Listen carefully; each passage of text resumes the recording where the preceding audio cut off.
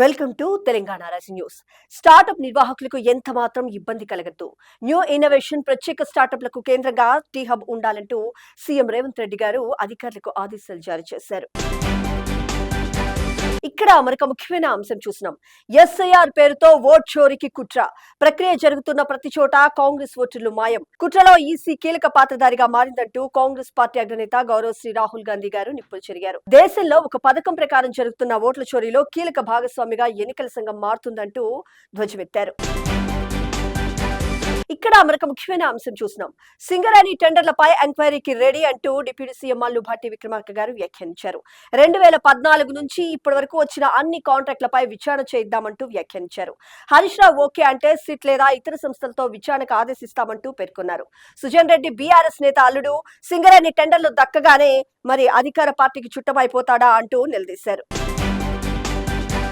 ఇక్కడ మరొక ముఖ్యమైన అంశం చూసినాం.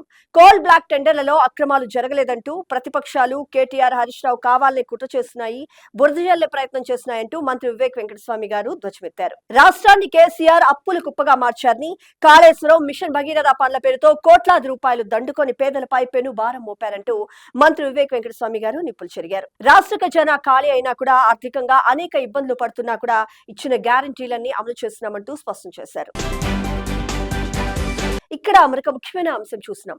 సిరిసిల్ల సిద్దిపేటల్లో భూములు కాజేశారు.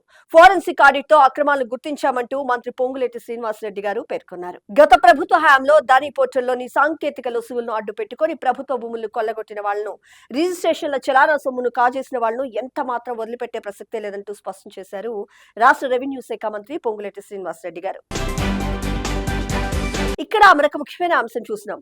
మేడారంలో శాశ్వత బస్టాండ్ నిర్మాణానికి కృషి చేస్తున్నట్లు మంత్రి సీతక్క గారు వెల్లడించారు. జాతరకు 4000 బస్సులు వేసినాం, అలాగే మహిళలకు మహాలక్ష్మి పథకం వర్తిస్తుందంటూ కూడా స్పష్టం చేశారు.